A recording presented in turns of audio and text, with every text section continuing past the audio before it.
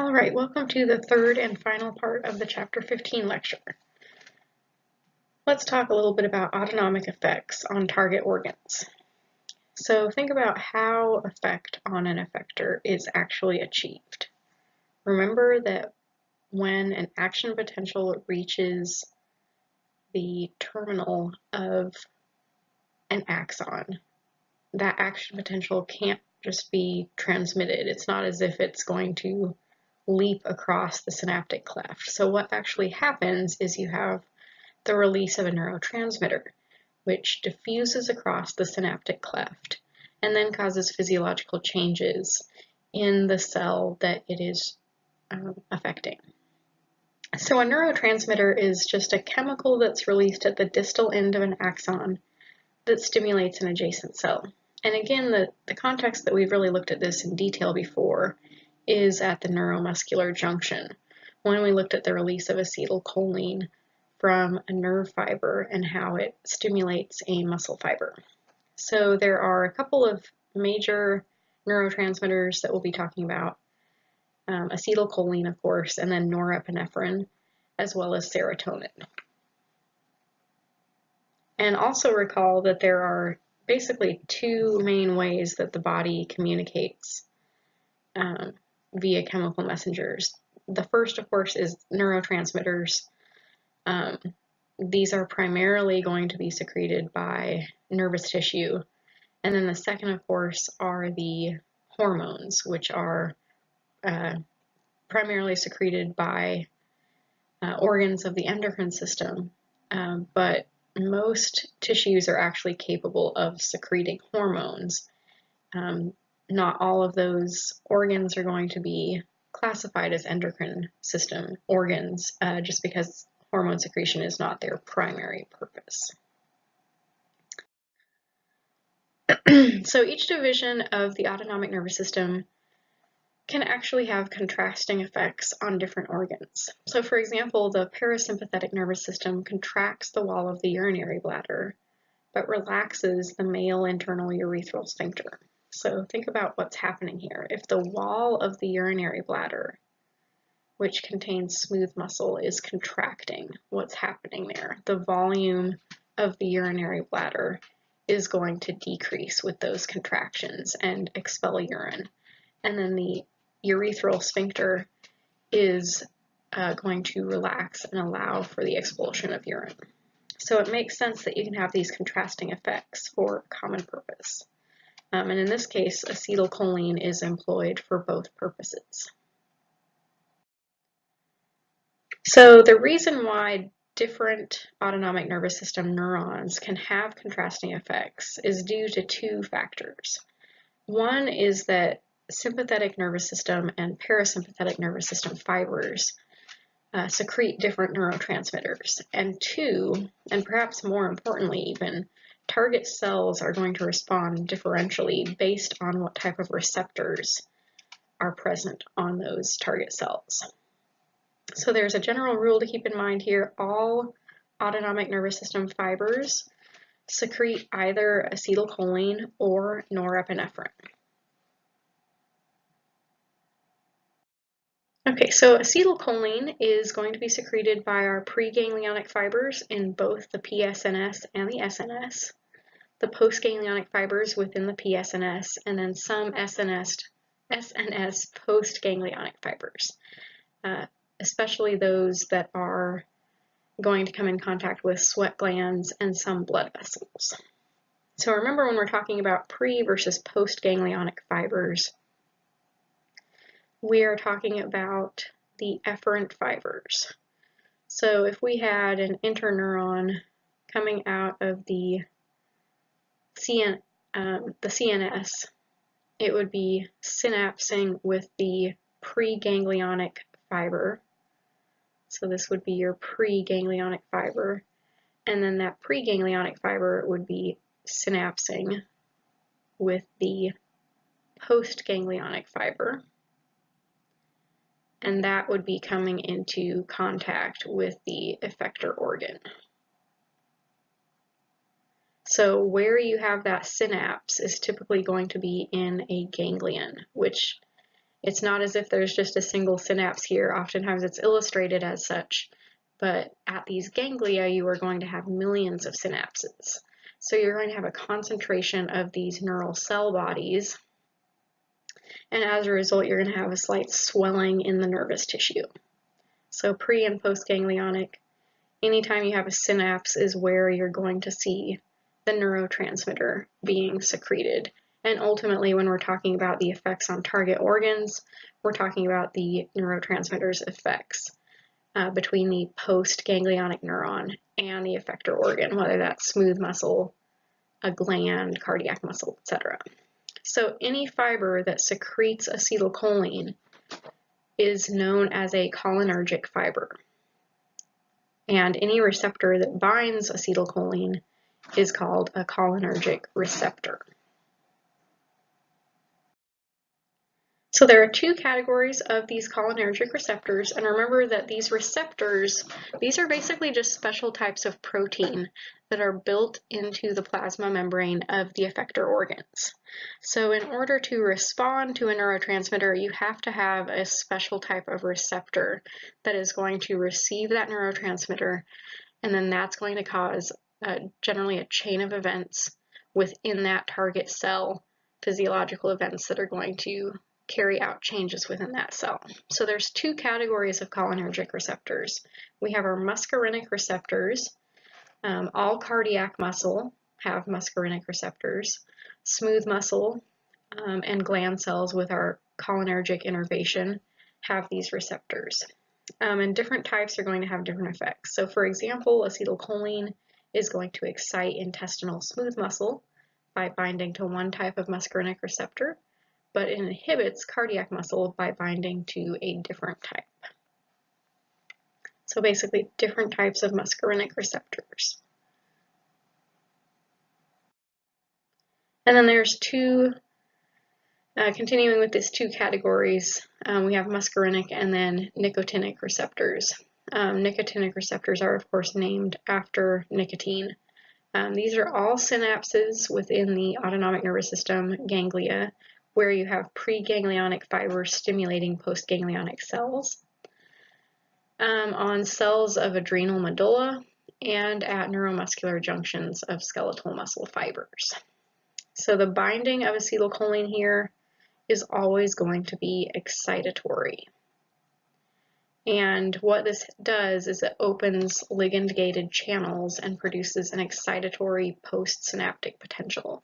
So a ligand-gated channel is going to be a protein channel that's built into this target cell's plasma membrane that responds to specific chemicals. And then we have norepinephrine. This is also called noradrenaline. This is going to be secreted by nearly all sympathetic nervous system postganglionic fibers. So where you have your postganglionic fibers stimulating your effector cells, this is where you're going to see norepinephrine. And any fiber that secretes norepinephrine is called an adrenergic fiber, and any receptor that binds it is an adrenergic receptor. So there's also two categories of norepinephrine receptors, including subclasses of each. We have alpha adrenergic receptors. Usually these have excitatory effects. So binding of norepinephrine to this type will promote labor contractions, stimulate piloerection, constrict dermal blood vessels. But it also can inhibit intestinal motility. And contrasting effects are going to result from different subclasses. We have alpha 1 and alpha 2 adrenergic receptors. The beta adrenergic receptors are usually going to have inhibitory effects.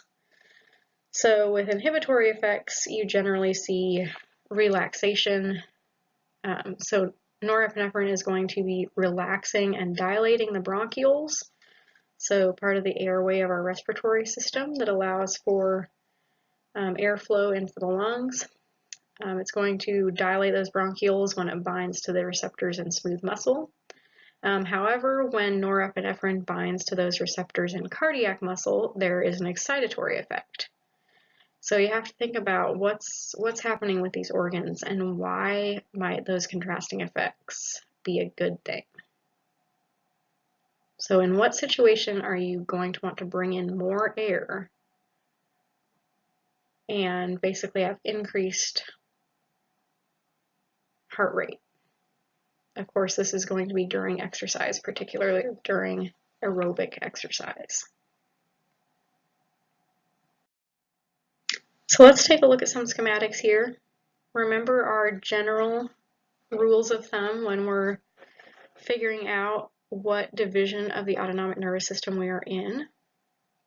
Our sympathetic nervous system is generally going to have short preganglionic neurons and long postganglionic neurons, whereas our parasympathetic fibers typically have long preganglionic neurons and short postganglionic neurons because we have very localized effects, and oftentimes those ganglia are actually terminal ganglia within the target or effector organs themselves. So our parasympathetic fibers, we're always going to be seeing acetylcholine. Well, this is true for all of these cases. We're going to see acetylcholine being released at the preganglionic terminal, and the postganglionic neuron is going to be responding to that. So with parasympathetic, we are going to see acetylcholine at the postganglionic neuron as well, having an effect on the target cell. With our sympathetic nervous system, oftentimes we do see acetylcholine at the postganglionic fiber, but more often we actually see norepinephrine. So remember, there are going to be different categories of both adrenergic and cholinergic receptors.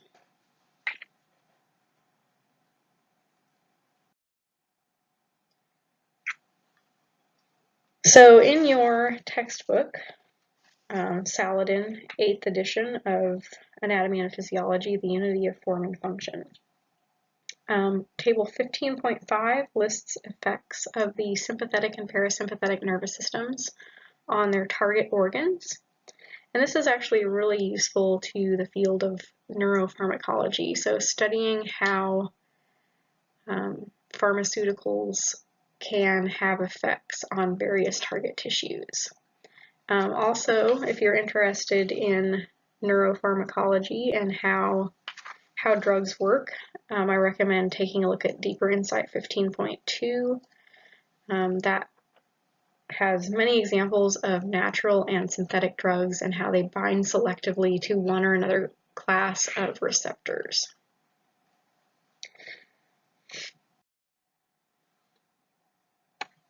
Okay, so I did just want to talk briefly about dual innervation again, and how we see contrasting effects based on the type of communication that's occurring between the postganglionic neuron and the target tissue. So in this case, this shows how the pupil of the eye can be dilated and constricted. This is all due to the effects of the sympathetic nervous system and parasympathetic nervous system and the neurotransmitters that they release. So in the case of constricting the pupil, in order for a pupil to constrict, you have to have parasympathetic fibers communicating with the pupillary constrictor muscle. So we have the parasympathetic fibers traveling in the oculomotor nerve, which is cranial nerve number 3. So this would be the preganglionic neuron. Ciliary ganglia, where we see the synapse, and then we see the postganglionic neuron. So what's going to occur here is you have cholinergic stimulation of the pupillary constrictor. So acetylcholine is the neurotransmitter that's going to be released here. And as a result, you have a parasympathetic cholinergic effect, and the pupil is going to constrict. Now, if we look at the sympathetic nervous system, Again, we have our preganglionic neuron, synapse here within the superior cervical ganglion, postsynaptic or postganglionic sympathetic fiber here, coming into contact with different cells of the same organ. So adrenergic stimulation of pupillary dilator muscle is going to cause the pupil to be dilated, and of course we're all familiar with the various conditions in which we would want to dilate our pupils. Those would be conditions of low light. Also with constricted pupils, typically conditions of bright light where we don't need to admit as much light. Now it is possible to have effects without dual innervation. So the adrenal medulla, piloerector muscles, sweat glands, and most blood vessels actually only receive sympathetic nerve fibers. And how a single type of nerve fiber has contrasting effects without dual innervation is basically through just modifying the rate of firing. So modifying the rate that action potentials are sent. Vasomotor tone is just the state of partial constriction that blood vessels are in that is pretty much just maintained exclusively by the sympathetic nervous system. So when there's an increase in firing, we have constriction of the smooth muscle within the walls of the blood vessels.